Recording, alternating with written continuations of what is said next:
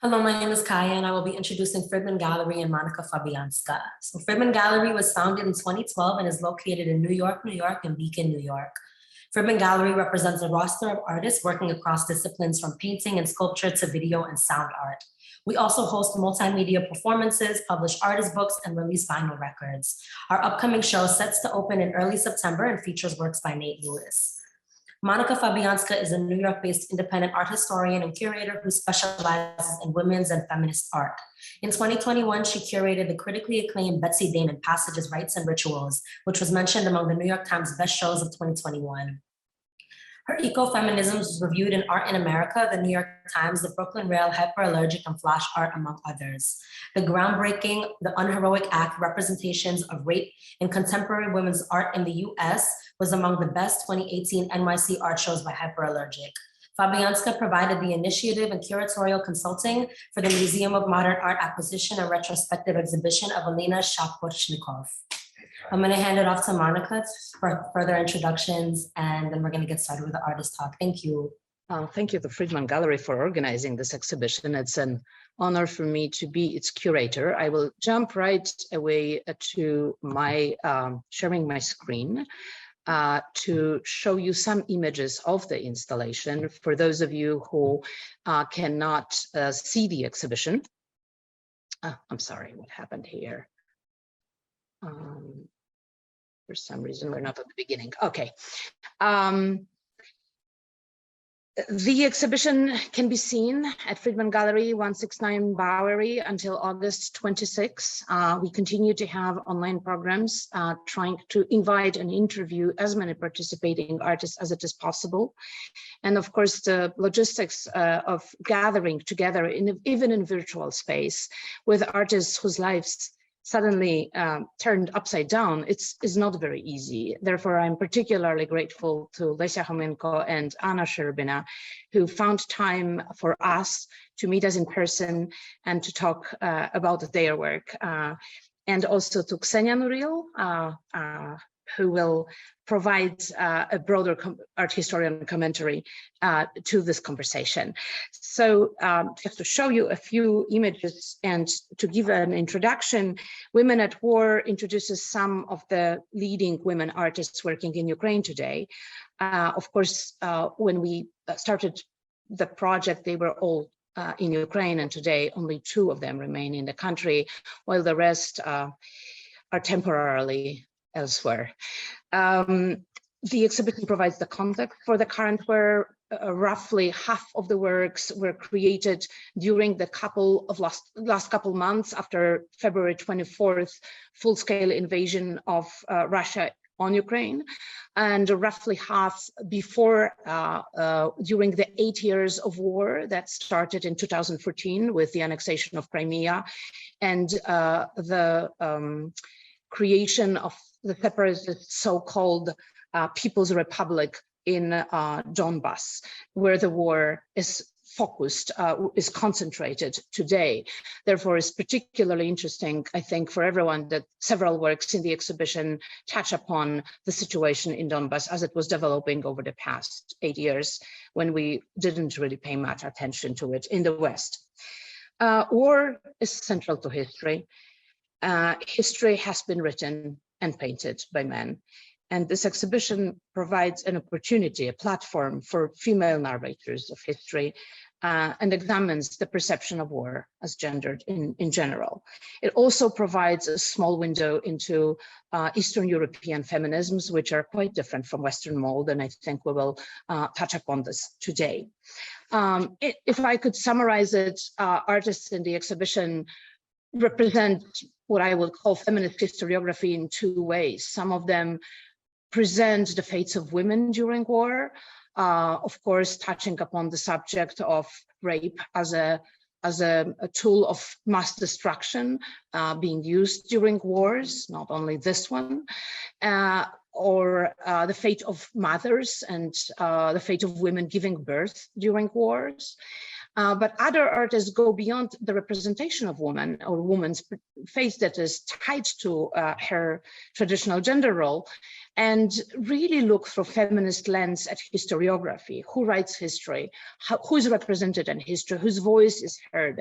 And they really focus on those that are disadvantaged in the society, that are weak, that are not seen or heard, and especially in Donbas today, elderly, poor, minors, and other people whose narratives and whose experiences are outside of the mainstream history, and definitely outside of the history of heroic victories. The victory and the heroism is something that feminist artists strongly oppose, as you can see in this exhibition.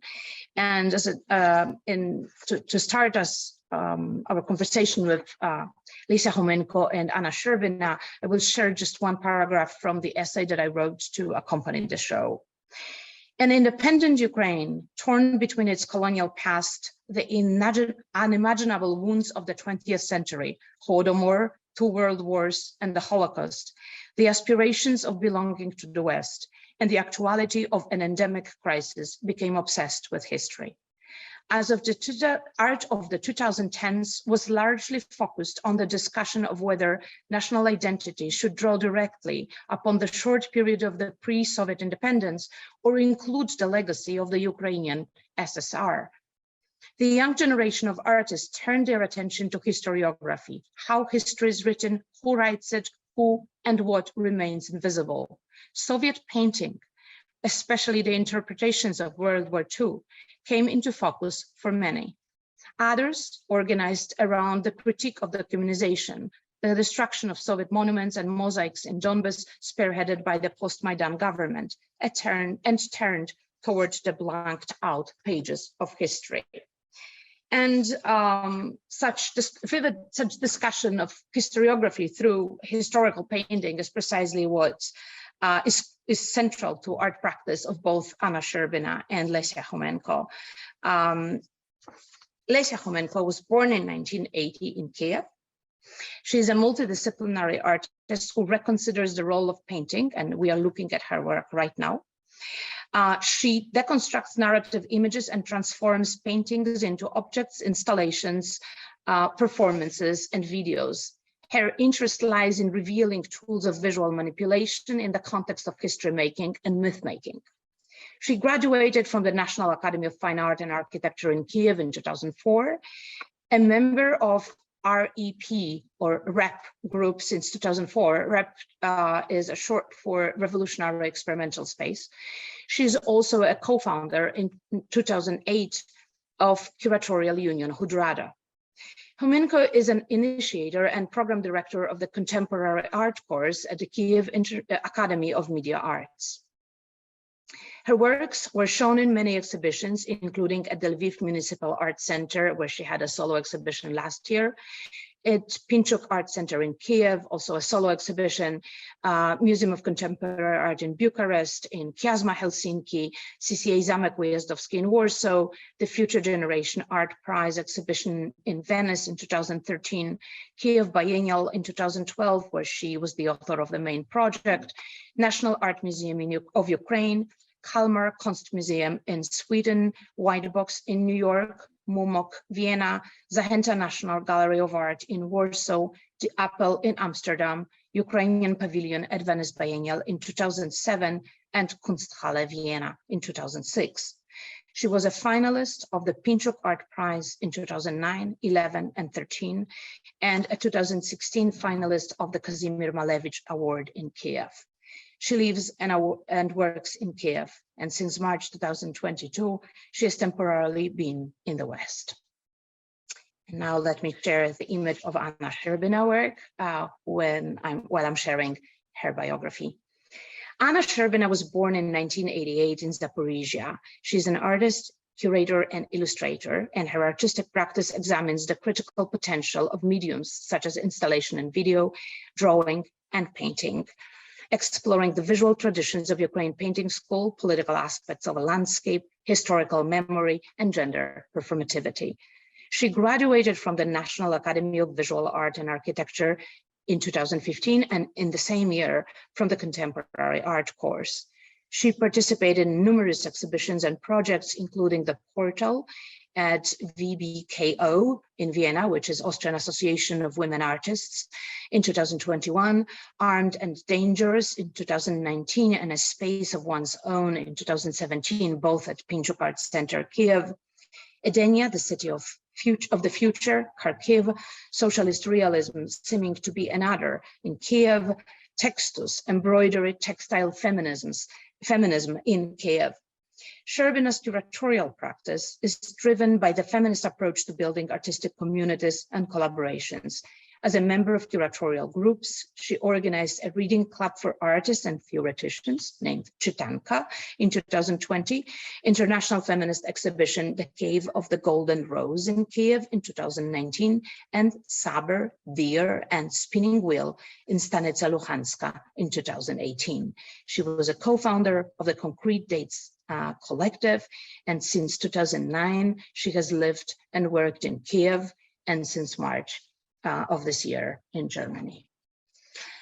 And finally, our very special guest and a dear friend of mine. I'm very grateful for her time to join us and for her willingness to share her knowledge on Ukrainian art, Dr. Ksenia Nouril, who is an art historian, curator, and writer specializing in global modern and contemporary art. She's the Jensen Bryan curator at the Print Center in Philadelphia. And previously, Dr. Nouril was the Contemporary and Modern Art Perspectives CMAP Fellow for Central and Eastern European Art at the Museum of Modern Art in New York City, where she also serves as co-editor of and contributor to the online platform named Post, Notes on Modern and Contemporary Art from Around the Globe, post@moma.org. Her practice has been enriched through independent projects with several New York institutions, as well as internationally, with Moderna Galleria in Ljubljana, Slovenia, State Tretyakov Gallery, Moscow, and Vilnius Academy of Arts in Lithuania. Dr. Nouril holds an MA and PhD in art history from Rutgers, the State University of New Jersey, where she completed her dissertation, The Afterlives of Communism, the Historical Turn in Contemporary Art from Eastern Europe, in October 2018. Her graduate studies were supported by the Dodge Fellowship at the Zimmerli Art Museum in New Brunswick, New Jersey, where she organized several exhibitions.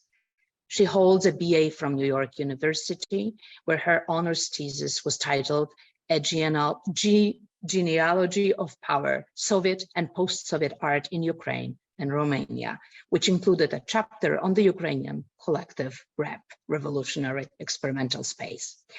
Dr. Nouril is a co-editor and contributor to Art and Theory of Post-1989 Central and Eastern Europe, a critical anthology published by MoMA and Duke University Press in 2018, and Ilya Kabakov and Viktor Pivovarov, Stories About Ourselves, published by Rutgers University Press in 2019. And with that, I want to welcome you all. And I think we should start from Lesia and Anna discussing their works in the current exhibition to anchor us in their context. Hi. I think I would start from current work, which is present on exhibition, not with presentation, or what would you suggest, Monika? Yes, the work that you discuss, the work that you have in Women at War, and we will discuss the other works later. It's a full-scale, full-figure painting portrait of my partner, Max Robotov. I painted this work. It was my first work after the full invasion of the war. We escaped to the West, but decided to stay in Ukraine as long as we could. And I organized the residency for displaced artists in Ivano-Frankivsk. It's a small city in the west of Ukraine, for such artists like me who very fast escaped their cities and left everything at home, especially archives. And we felt a little bit first like people with cutting history, cutting archives, and cutting biographies. And other feeling was very strong as a running aim.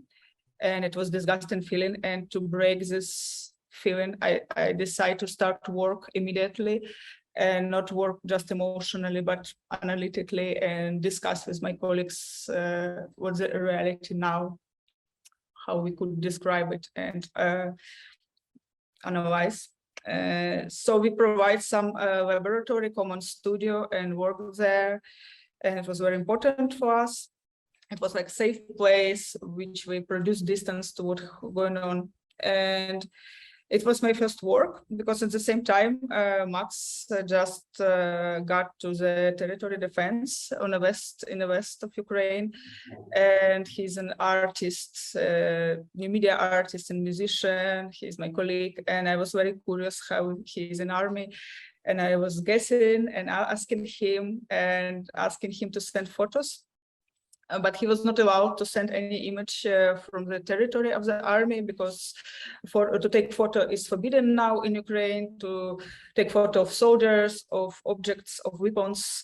And for me, as an artist who deals with photography in my figurative painting, is a very interesting turn. I think I'm thinking a lot about medias, especially because of the painting and especially because of my teaching practice. So for me, this photography and photo as media turn to be something more strong, more dangerous. And I think that photography now is a weapon. And I was working with in the context of cyber war before this full invasion. So I included it to my practice. And this policy and ethic to taking images was always present in my practice. So this like idea of taking photo from person who I know very good personally, it's builds a relation to the war or from the personal perspective. At the same time, for me, and that time, like in spring, was very, very important to link images of the war to some civil life, to some normal, ordinary life, to be clear in the global context, because I understand that the images of the dead bodies of destroyed cities are too hard to be accepted by consciousness and think. So I thought to be more clear and understandable. So I used such clear images like smartphone, for example, or people in normal outfit, or some vitrine of the shops, for example. So Max was at that time in his casual outfit, and just this gesture make him like being soldier, being in another situation. So this like he present like both sides, like civil life and artistic life and military life at the same time. So for me, that was very important to just fix the historical moment and to just fix this merge of two systems, like civil and military, which in our society is very strongly now connecting. Like all volunteers, all citizens are very connected to the army. Yeah, we're all in war, right? Yeah. Even now, even this exhibition is only, it would never happen if not the war. So somehow all of the efforts of the artists and everyone in the society suddenly become part of the war effort. Anna, tell us about your work. Yeah, I would love to show just this like close-ups of the landscapes were presented in the exhibition. Just a second.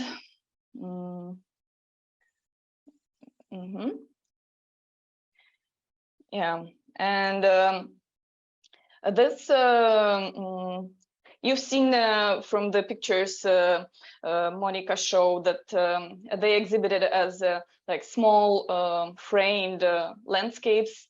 It's miniature watercolors, and they are covered with fabric as like curtains.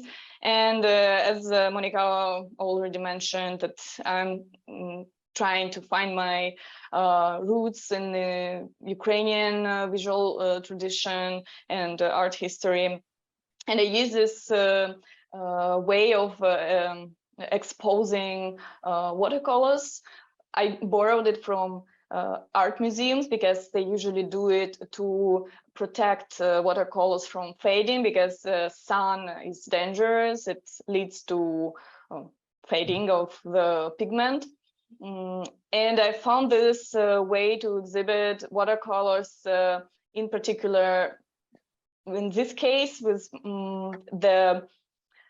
those landscapes I showed were very meaningful. And those miniatures were made on, they're based on the materials I was collecting since 2016 and until 2019, traveling around Donbass and as many other Ukrainians. I was never so much aware of this region, even though I'm myself from the Eastern Ukraine, but I've never been to Donetsk, for example, and I was traveling with mostly with different human rights activists, accompanying them with my own like purpose.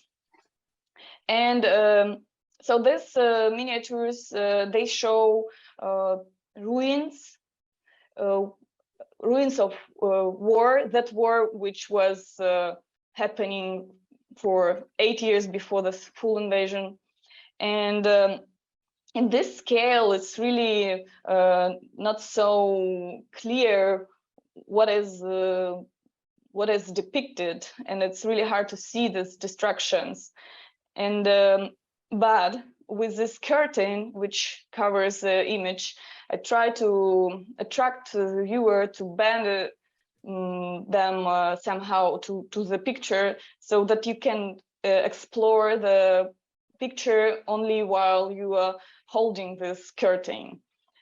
And that's a series. It was there were 5 watercolors, and they were first shown in 2019 in the Naked Room Gallery in Kiev, and I'm very happy to have them now in Fridman Gallery in New York.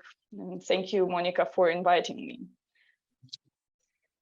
Thank you for agreeing to be a part of this exhibition. I recently had suddenly, speaking with Anna about her trips to Donbass, I suddenly realized that there is a connection you can make between, ruins painted in Egypt by artists going with Napoleon, and Anna traveling with these human rights organizations into Donbass, and also being an artist documenting ruins, but strangely enough, referencing the tradition of 18th century ruin painting in Europe.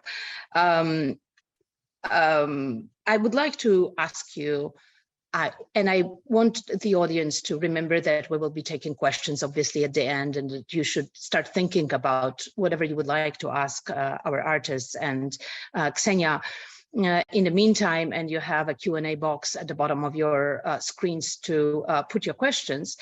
And I will start from asking you to discuss a little broader, both your education, the education system at the academy in Kiev, which in both cases is very important and formative for your art practice, and the tradition of painting in Ukraine, which also is a point of start for you. And then I hope Ksenia will take us.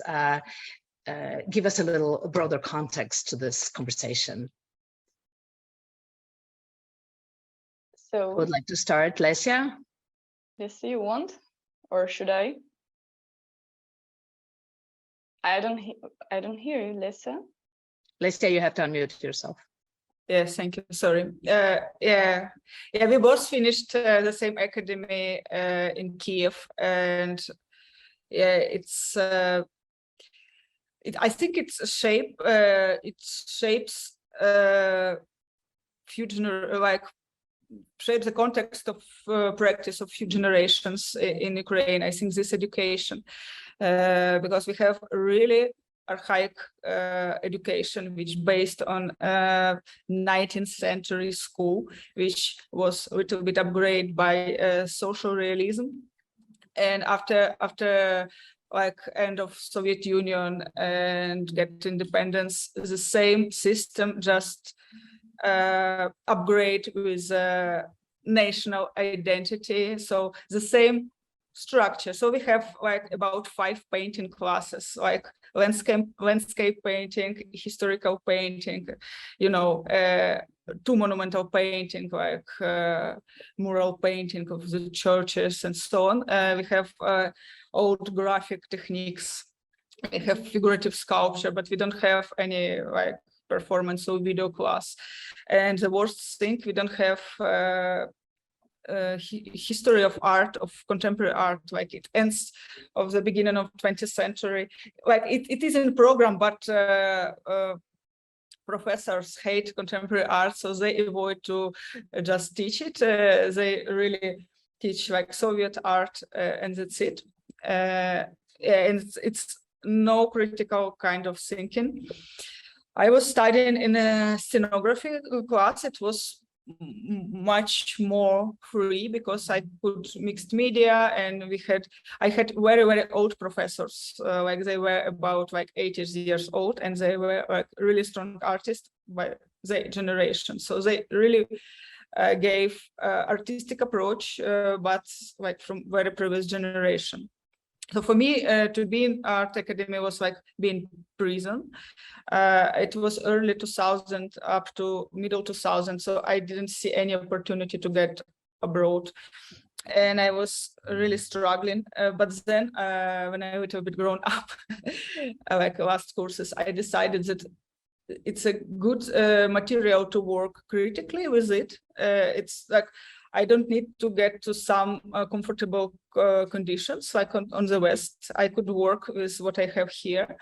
And I start to deconstruct all my background, because before academy, I was also studying in art school, which is almost the same academic. And also I was attend a little bit to one avant-garde underground theater studio. It helped me a little bit with performances. So I started in my personal practice, I started to deconstruct it in different ways. So over 15 years, I'm working with painting as with media, which is very weirdly now still present, but it still is. So I'm linking to different historical period in Soviet Union, like social realistic school, like trying to be on edge, not to go away from painting, but trying to like make one step away. And another very important thing also regarding to this education, that in middle 2000, my generation was like in desert. It's not only because of education, but because of institutional landscape in Ukraine. It was like end of George Soros era, epocha, and no like any new institutions, even private. It was few commercial galleries, and all previous generation turned to make painting because of the presence of the commercial galleries. And my generation just appeared like very hungry artists who want to survive. So we start to build a lot of community, a lot of groups, so such as a rap group and a lot of collectives, and make the self-organization things, which very connected to institutional critique and with critique of culture policy of the state of country. So all my biography like divides it a bit to two parts. It's my personal artistic practice and my curatorial and community practice, I would say. For me, it's very important, I think. So if to speak about painting, I briefly show my few photos of the end of presentation, because it's really linked to the issue of the education. So I was working with social realistic painting, especially with this period of 50s after World War II, Stalinistic period of war painting, which depicts the victory of the main battles and so on. And I was thinking how to get distance of the history, get distance of the propaganda, I mean, because it's not nothing which connected to the real history. It's like depicting the propaganda of the post-war policy of Soviet Union. So I used books, Soviet albums with the photos of the works, turned them upside down to trying to just take distance from figurative image and make abstraction. And at the same time, it was idea to think about abstraction as a separate way from the West. I mean, how could be abstraction look like after social realistic painting if to not just artificially get to this Western tradition, which we are not be part of. And another project of also making historical painting to abstraction is the same project which I took part with Anna, actually, in Kiev, in National Museum. I was blind myself with red fabric, which looks like a flag, but it's not. It's another story. It's like a myth of painters, that if something red appears between you and the object, you could get blind a little bit. So, I mean, it was performance. And it's a typical task for students to make copies in a national museum of some 19th century paintings. So it's really, I always appropriate traditional forms of painting and traditional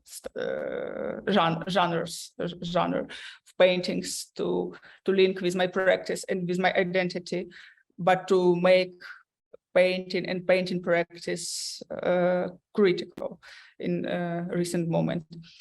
And also I'm thinking that acrylic paint, which I'm working with, not oil, is make painting as an idea very contemporary, because it's very plastic, it's very flexible, could be stretched and so on. So I'm using very synthetic materials as an biflex, like lycra, as an canvas and acrylic paint, and also deconstruct my figures. I'm working with figurative paint and deconstruct figures in different ways, but not like fully jump out of the figurative painting, but trying to be on the edge of escaping.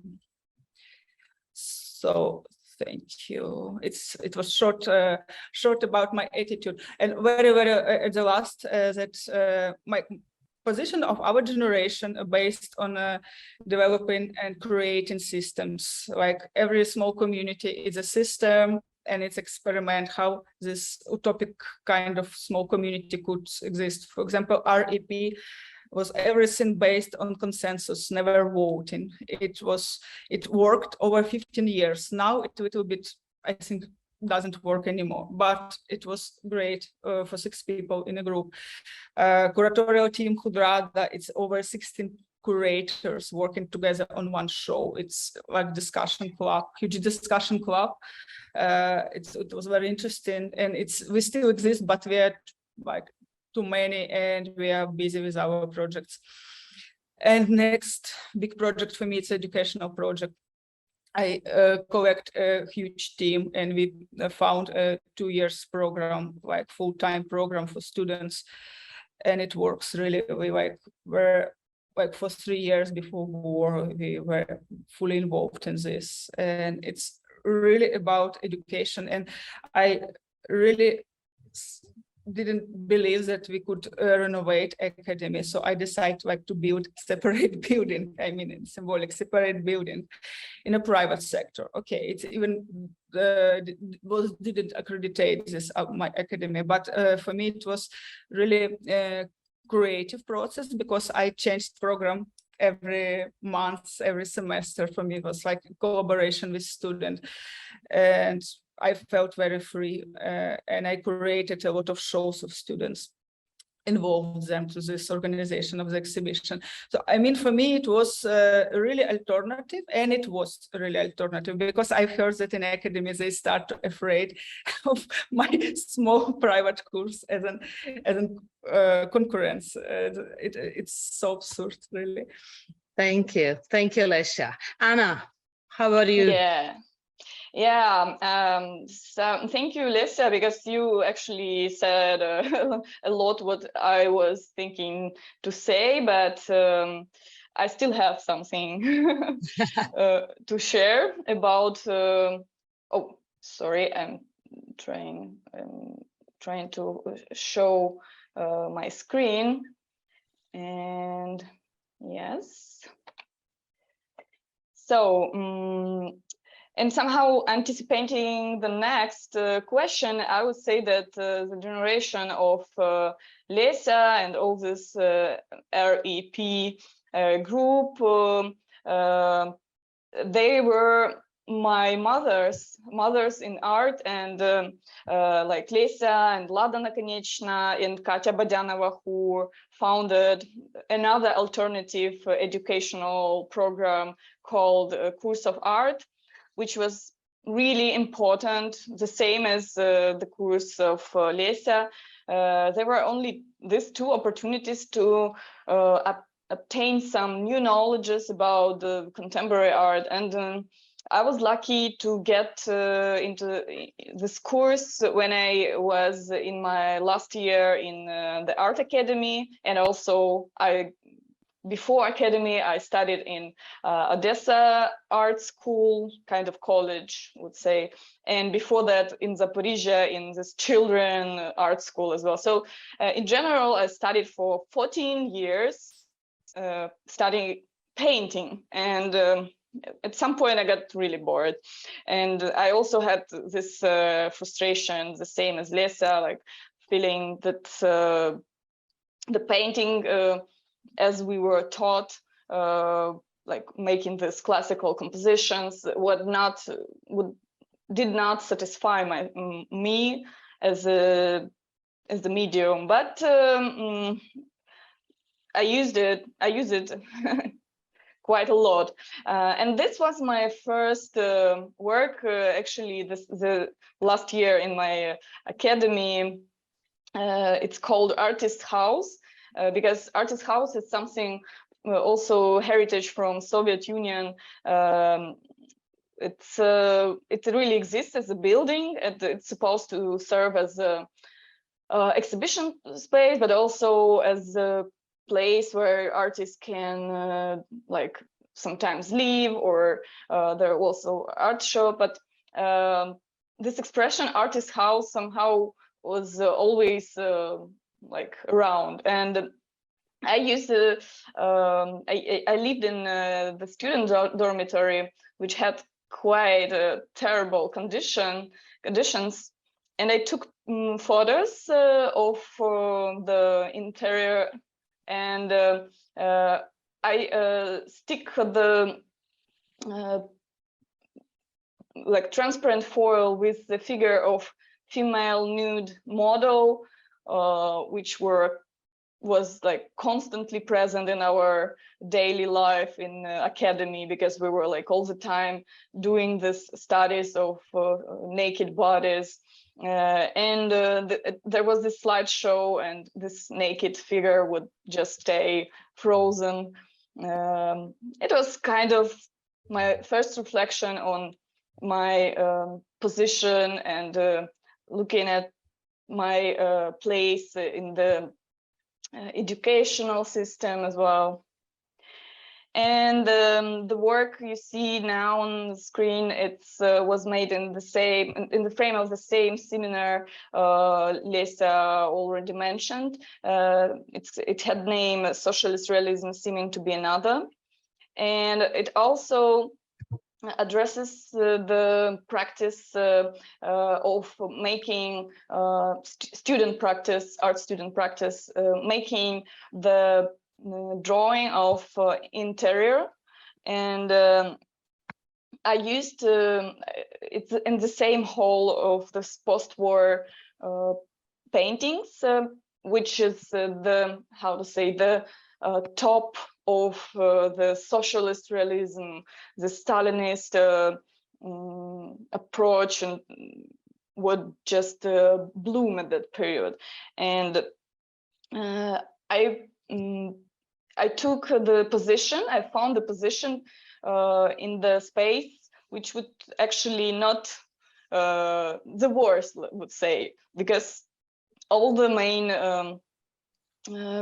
paintings, the biggest one, are like hidden behind the column, and I made this drawing with the column quite like also with details, some cracks.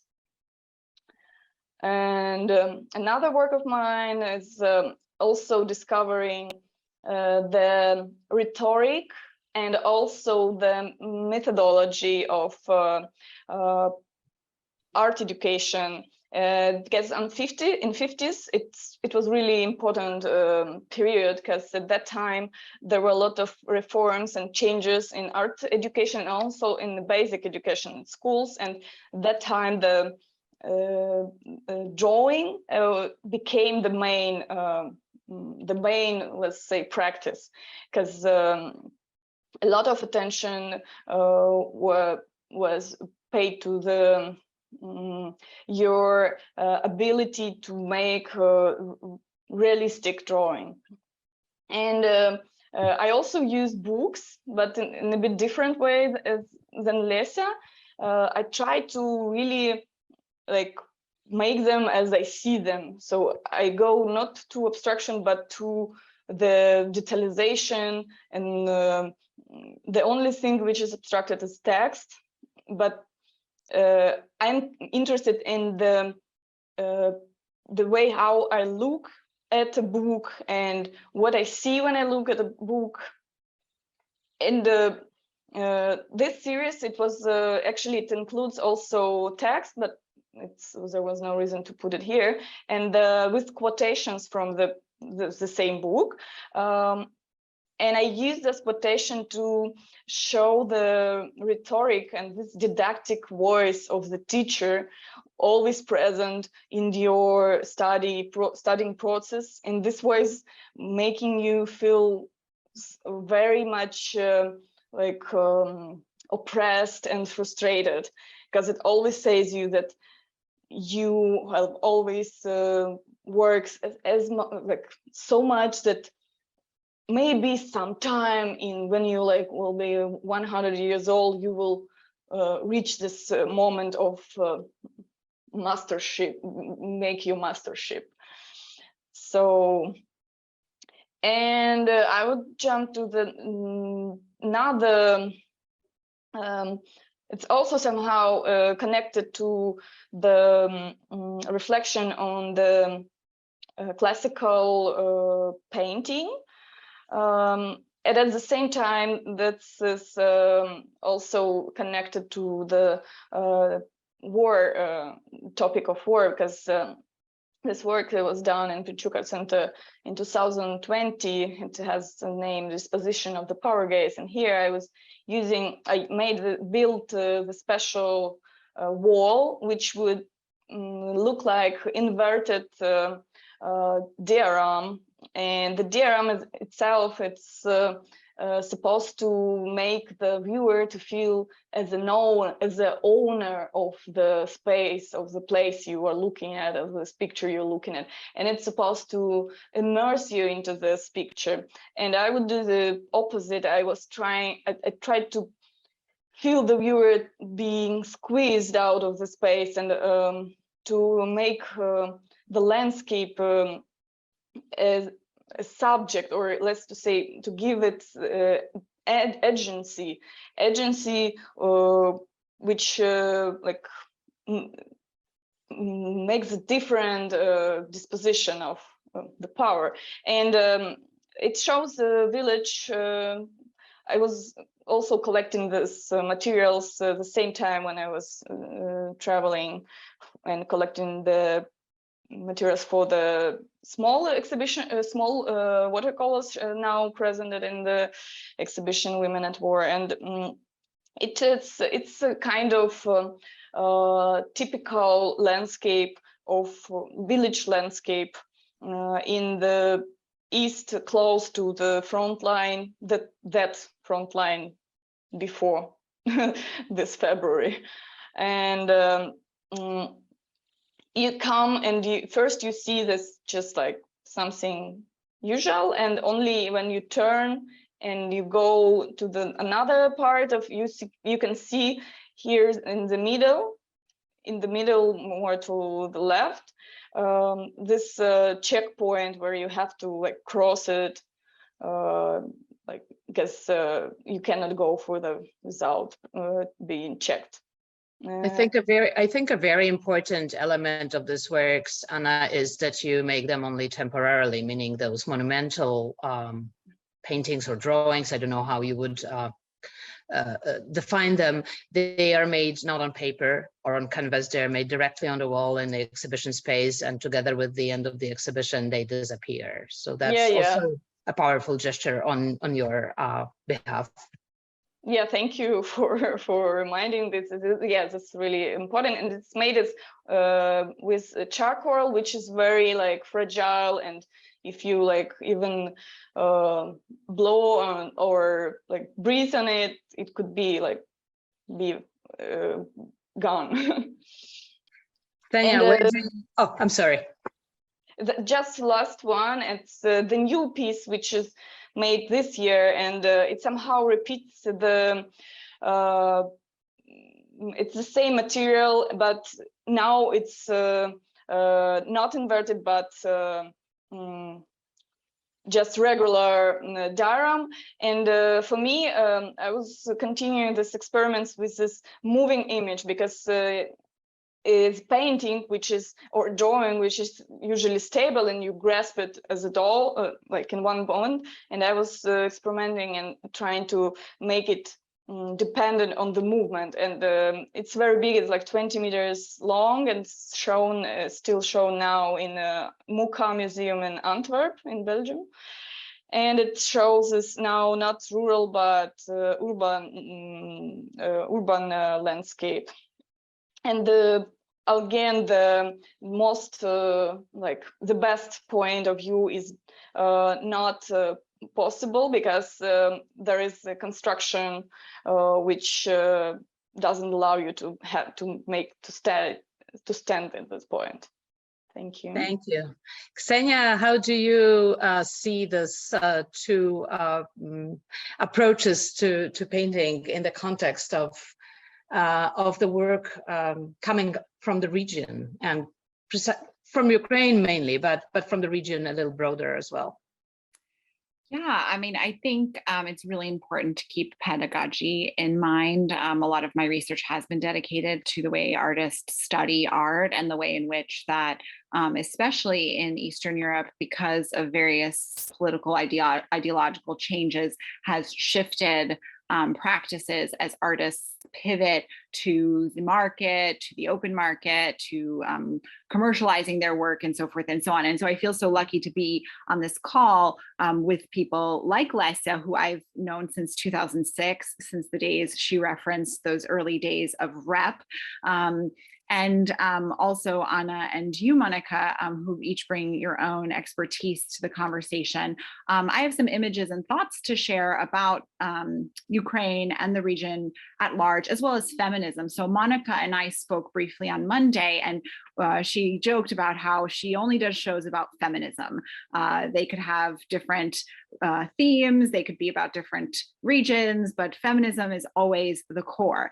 And I thought that was very interesting because feminism or feminist, any kind of related words are very, I think, hotly debated in Eastern Europe. I pulled out this, really early kind of post-socialist writing by Slovenka Drakulic, How We Survived Communism and Even Laughed. And in the first pages, she talks about, and I'm paraphrasing here, how in Eastern Europe, the politics are in the lives of everyone, but who is sort of dampened the most by politics, it's the woman, that women carry the biggest burden of everyday life. Yet, she says, quote, even if they fully participate in revolutionary events, they are less active and less visible. And I would disagree with Drakulic. I would consider her thinking a bit passé at this point, because I think we're here in the presence of women who are part of revolutionary experiences. They are the revolution. And I think the artists that Monika brought together in this show represent that revolution. And the truth is, in Ukraine, these artists have lived through many revolutions. And so, in fact, I've written extensively about art in Ukraine during the Orange Revolution and during the Revolution of Dignity, the Euromaidan 2014, as well as in between these two revolutions. And I often posit that work thinking about the theories of Leclau and Mouffe, who talk about a centralized hegemonic sphere, the government, let's just say in plain English, and then antagonism.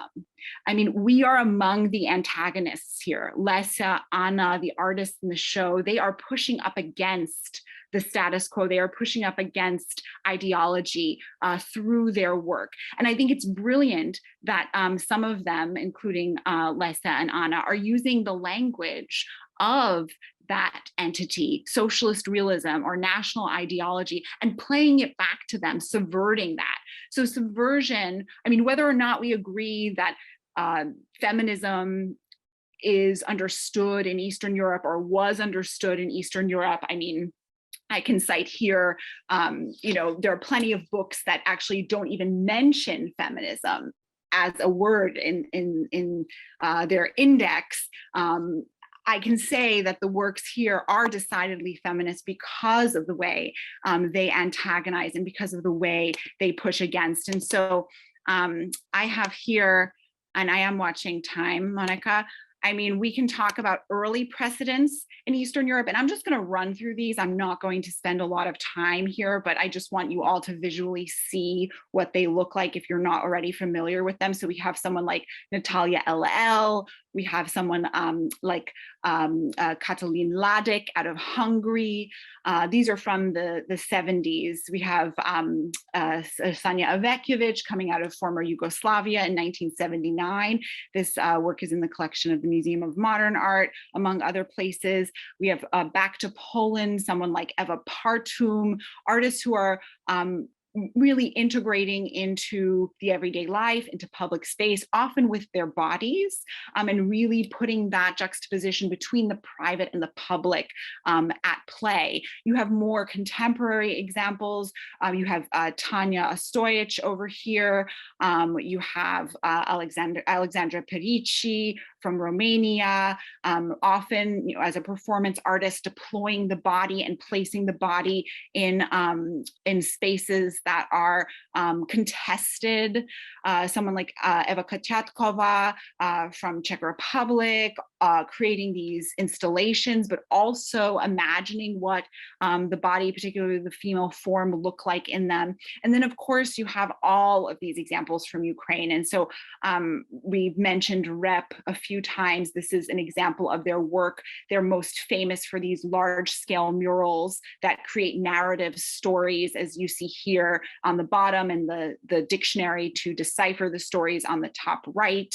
You can see that work in various contexts, but each artist of Rep has their own, and has actually, in fact, explored their independent practice very extensively since those early days of the Orange Revolution in 2005.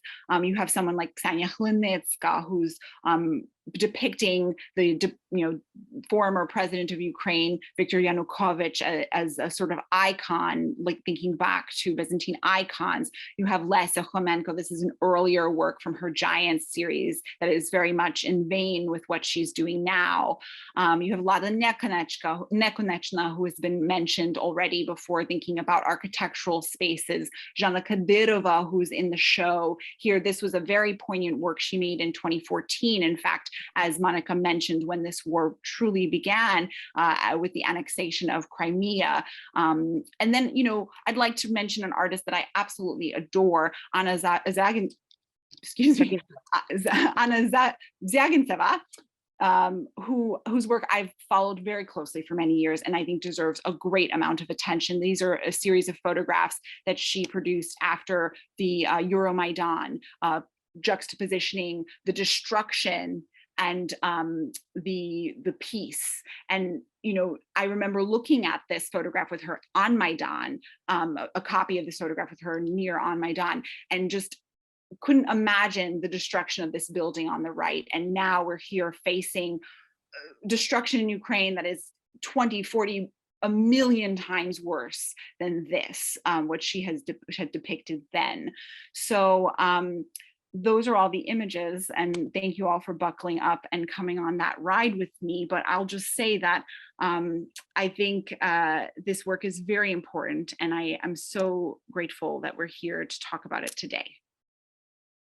Thank you, Ksenia. It's first of all, Zvagintseva is a fantastic artist, and I have to say something that I keep saying. The exhibition, as we planned it, and as we are incredibly lucky to even think that we could do that and then deliver, does present the best artists in Ukraine. But of course, I don't mean by it that these are all the best artists in Ukraine. And I myself, doing research for the show, was pretty much surprised by the depth of the quality. I mean, this could have been easily a much bigger exhibition, and I would still probably not be able to present everybody whose work is really of the highest quality.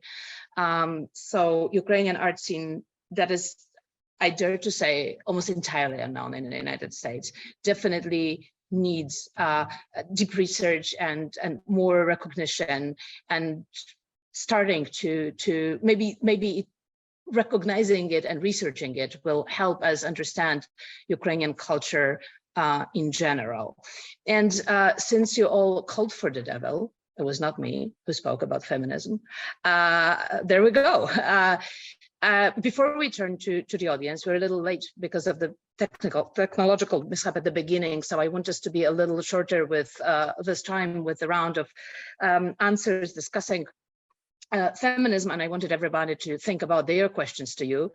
I always say that I am a curator of women's and feminist art, recognizing the fact that feminism is not a saddle that suits everyone. It's not a label that suits everyone. And for very different reasons, political, historical, cultural, in different parts of the world, artists do not necessarily, or women do not necessarily feel comfortable with that label. That usually changes over time, and that is fine too.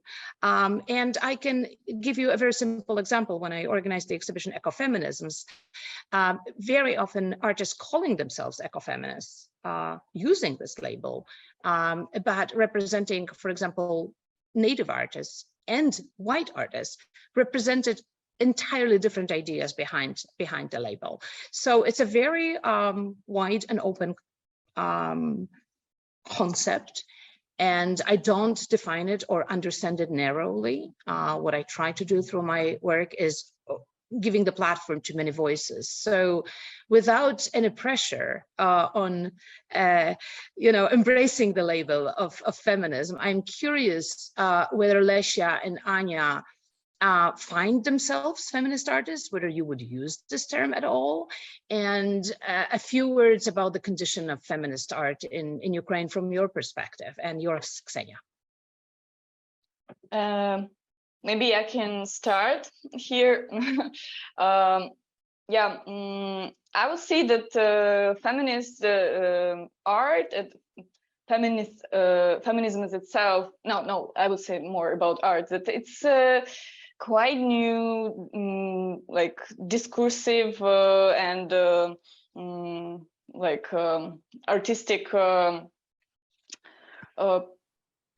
like event, or how I would say явление, and some our art history, phenomenon. Thank you. Phenomenon.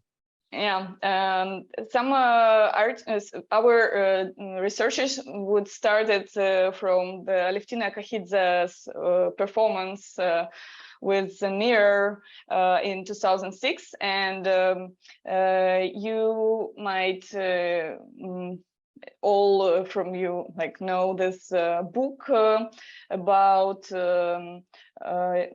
which is playing with this Linda Nochlin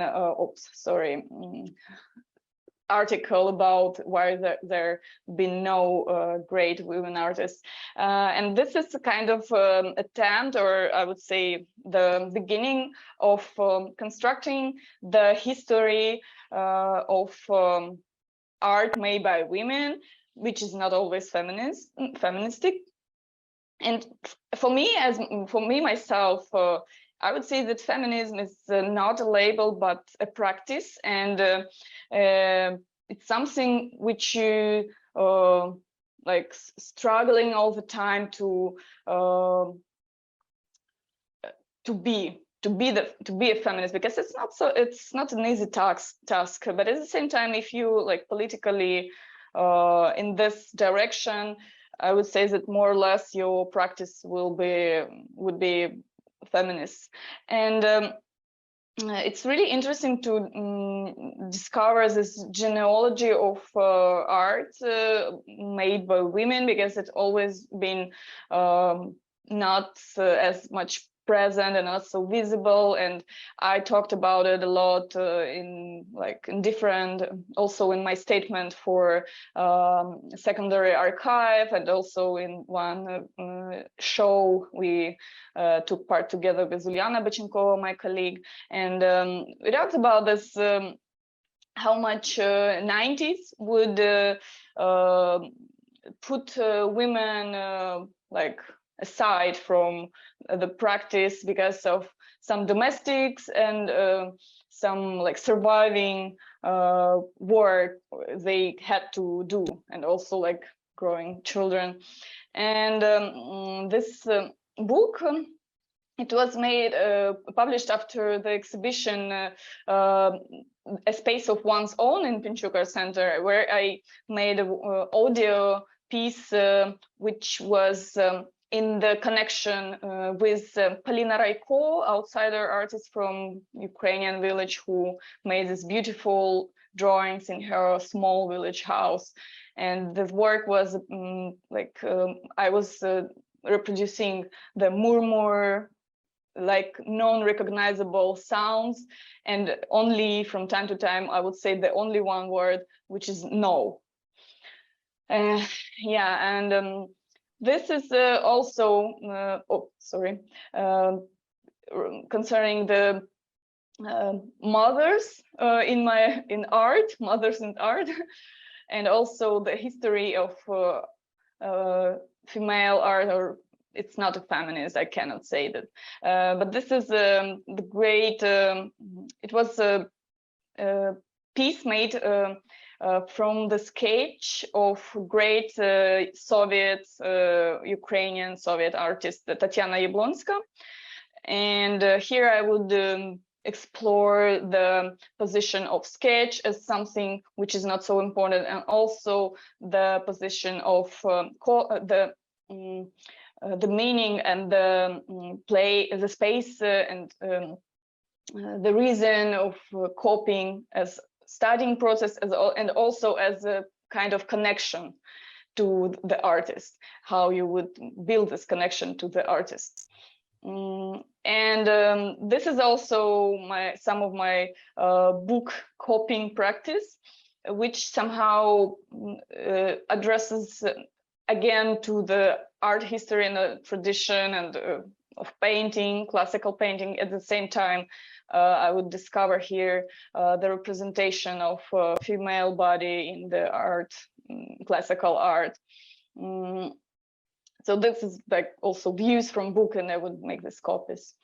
And but as I have to say that mostly the feminist approach, as you said in the beginning, Monika, it's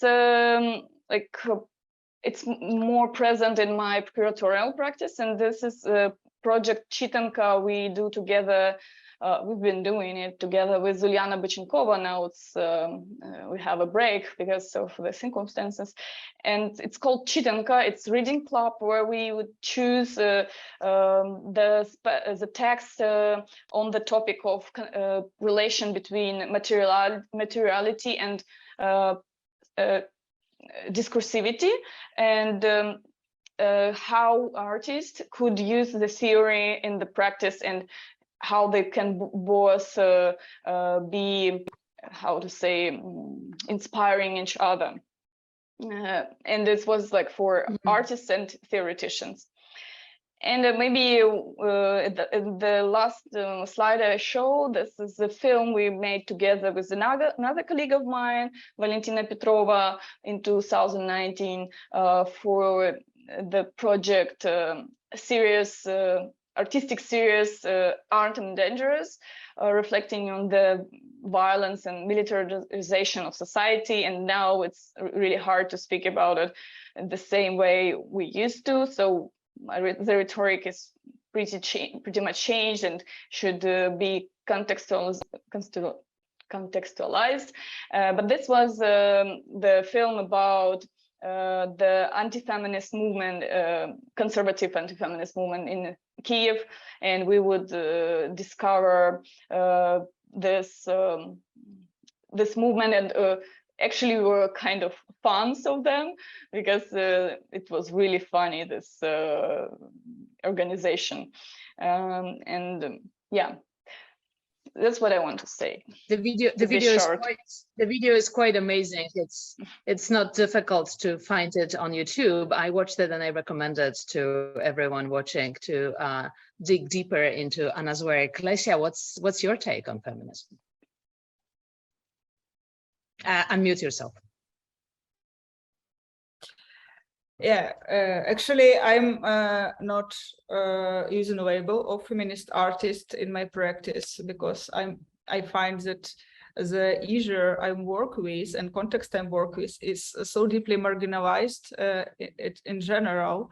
So I'm working with this big amount of problems, big complex of problems, which are like feminist and inequality also included.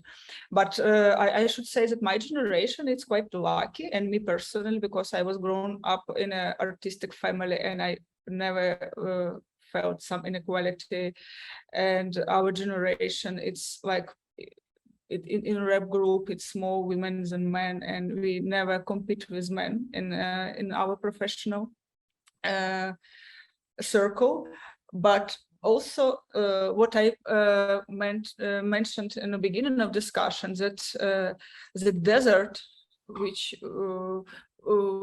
desert of the middle of 2000, where we started our practice, it was at the same time so potential for imagination. So for me, it was not for fighting. For me, it was for inventing systems, and I'm still inventing systems. So if I need something, I should invent it, and not just to fight for some space for myself. It was a lot of space. So I to propose something. So it was it was a context. So I didn't need to proclaim myself as feminist. It was another, even in art academy. Okay, it was white patriarchal system, but Tatiana Jablonskaya, which Anna mentioned, she was also professor and very well-known professor and artist in art academy. So it was not so much oriented on a man culture. I mean, so like my professors never told me anything like discriminate me by gender. So I just didn't feel it in my life. But the systems I create usually, it's I think it's my feministic practice, because I'm trying to make very horizontal system always. Even if I'm curating, I'm always including all participants, all my students into the process of decisions. REP group is very horizontal structure. So I mean, not by theory, but by practice, I produced a lot of feministic kind of circles. Like, I mean, even in not even with students, but with teachers on my course, it's more than 10 professors, like artists, theoreticians, not like doctors, but I mean my colleagues.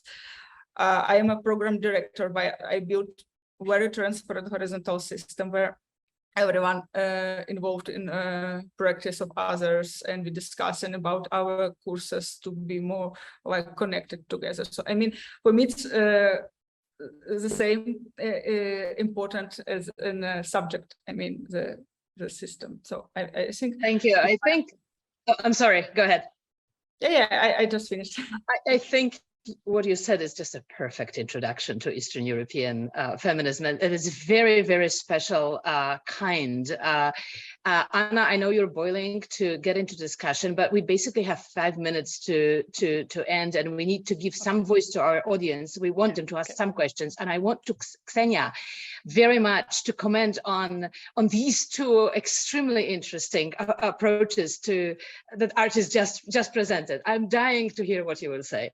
Yeah, I mean, I guess what I wanted to volunteer is I always go back to history, and I just, never kind of forget to remind myself of some of those things that happened in the past, the way in which under communism, or in specifically the Soviet Union, how women were faced with that double burden, that, the government was supporting women by, for example, in Russia, granting a universal suffrage in 1917.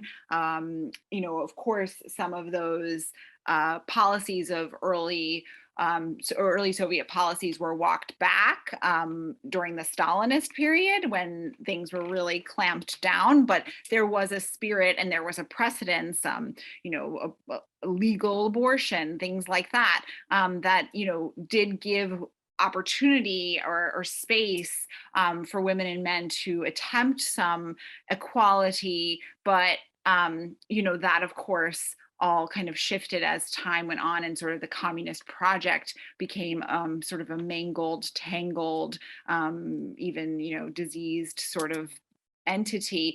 And, there are great scholars who work on this. Someone like Kristen Godsey writes a lot about the way like women were very liberated and really enjoyed having sex and things like that. And so, I always like to think about that within the context of the contemporary artists that I work with, the contemporary artists we're talking about here today, because, whether or not that is actually acknowledged or relevant, it still is sort of deep-seated in the context of Ukraine, of former Soviet Union, of Eastern Europe at large. So I would just offer that as like a background.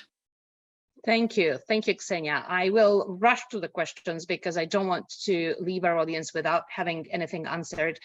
I was supposed to give the voice to Kaya, but I'm going to step in and just combine two questions in one that I see. In the first question, a part goes, how is the experience of women at war and the dialogue it is opening up affecting your perspective? And I want to turn it back to the artist. I'm very curious how this experience is, what it does to you. And there is a second question that might give you a little idea what people are really curious about. Viva Rahman is asking, how do you, the artist, experience this visibility in the US in the midst of the horror at home? So could you talk a little bit about that? And I urge everyone else who have questions to type them down. We'll try to answer. I can start. Unfortunately, I didn't have a chance to see the exhibition by my eyes, but I've seen it digitally and with a list of works and participants. And I would say that, Monika, no one did it in Ukraine to show, to speak about the war from the perspective of women and female artists, and I think this is something which is pretty surprising for me, because now I can see that female artists and women artists speak about it a lot, and this is something I just couldn't imagine, because it's so spread around, and I didn't have a chance to see it together. So this is really interesting approach, and I'm really thankful for you to use it for this exhibition.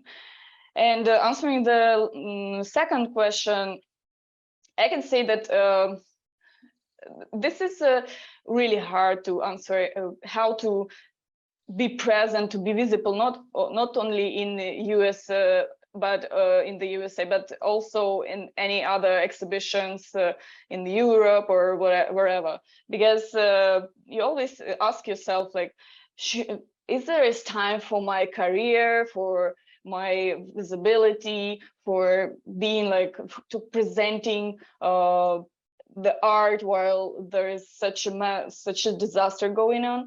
But at the same time, I think this is also our job to speak from our perspective. And by the way, this is something has really changed since this war started, the full invasion started, because just by chance, like somehow female artists found ourselves in the situation of this so-called positive discrimination, because most male artists, they can't leave the country, at least for a long period, and it raised a lot of interest internationally to female artists. So that's what I would say.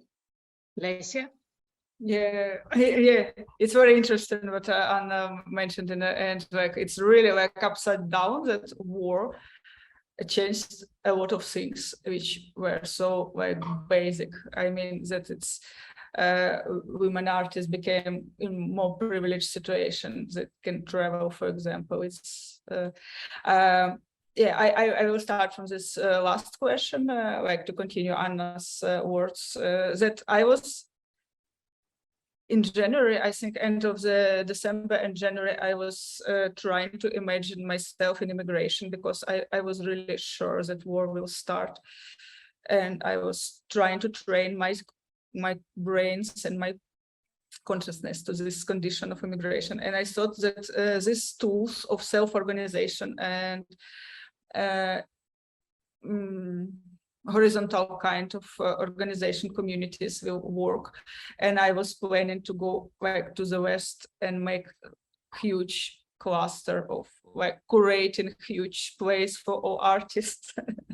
and naively I was thinking that men also will escape. I couldn't imagine what war it is. So I thought that to work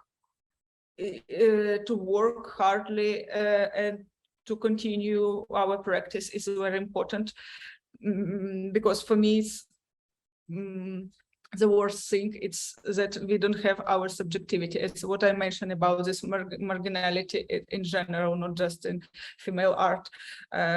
So I mean that be not just a witness of the war, but be the person who could describe the historical moment and describe the reality in a metaphorical way or in a complex way, which art really helps to make. I should shortly say that I was working with the issue of the war, recent war, over 5 years already. I was preparing a big show, which should be in Kyiv this summer. But this war, full invasion interrupted me, and now I've got so new experience. So I really skipped all my previous work and start from the beginning. So I mean, I can't make any prognose, how to say, any kind of future idea how to be present in US or abroad, but I think it's a huge interest now to Ukrainian art, and it's a big responsibility to make not just emotional reaction now, and not just to make poor propaganda works, which like like internet style kind of pictures, but to produce really complex kind of knowledge. And I mean, it doesn't matter if we will exhibit it next months or next few years, but to produce it now is very important, to be like not very simple in this moment. It's what I could be responsible for. And about exhibition, I am so happy to be part of this show, because Monika point in so important questions, which for my practice and for my circle is so important.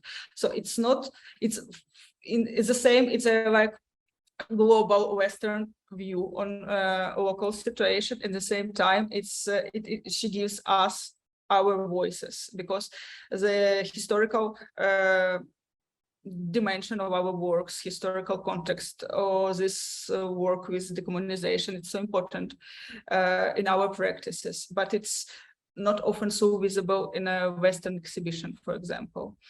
I think Western exhibition, when we took part, usually they simplify a little bit our practices, and Monika didn't make this simplification, but put the points on the very correct places. So I'm really identify myself with the statement, and I should say that essay is also very important. I think it will be part of our Ukrainian history of art, not only for abroad. And for me, as like to be in this number of works, for me is important, because I think it make every work stronger. It's like it's a role of a group show, curatorial group, and now it's really present. And also how it I was in an exhibition, of course, and the structure of the space, the Fridman Gallery, it's a long hall, long space, like, and Monika built it as a narration, so you can see works one by one and read the history, and then suddenly at the end you understand the works links to each other, not only in a chain order, but also in different kind of orders, and it makes you like a three-dimensional kind of experience. So I'm really happy. Thank you. What you say, I really meant to hear about you, not about my curating, but this is obviously very, very nice to hear, because for the first time in my life, I was in the situation that I curated the works of people whom I didn't know before. It is against my curatorial practice. I always work with people with whom I've been in direct conversation for at least a year or two. I've made several studio visits and I deeply understand the practice. This was being at war, and also there was no time to even make proper conversation, deep conversation before, and I'm still catching up, Zooming with artists, reading more, catching more information. I would like to give Ksenia Nouril a few more words to say, to cap up our conversation. I don't see more questions. If anybody has one, that's the moment to shout.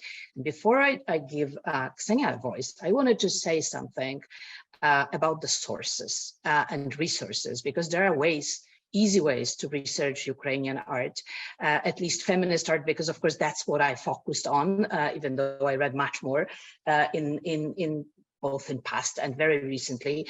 Anna Scherbyna shared the cover of that book, of the Ukrainian edition. I have a Polish edition here, but English translation of it is available as PDF online, and you can find it. Its title is Why There Are Great Women in Ukrainian Art, and it covers Ukrainian art from the beginning of 20th century, a good introduction to the issues that we are speaking about. And another resource, which is mind-blowing, is something that either Lesia or Anna also mentioned, Secondary Archive. Secondary Archive is an initiative of Katarzyna Kozyra Foundation in Warsaw. Most of you might know her. She's probably the best-known Polish feminist artist, and now recognized enough to have her own foundation to support the work of other women artists. And that foundation kept organized an online archive of artists in the entire Eastern Europe. They started from Czech, Hungarian, and Polish artists, but the project kept growing to include Romanian artists and Bulgarian artists. And deep irony, on February 23rd, the day before the invasion, the archive published their Ukrainian and Belarusian parts. And somebody tipped me, of my close friends, you should watch it. So I actually watched it, only to learn that the war engulfed Ukraine a couple of hours later. But I recommend it to all of you. It's a shortcut that to get to knowledge about so many other wonderful artists working in Ukraine and in Eastern Europe. Ksenia, over to you, and we will be cupping it up. Sure. I mean, I just want to echo the sentiments and really say that it is, very unfortunate that it's taken this war for us to gather for, projects like this to be propelled, I want to say, because again, I know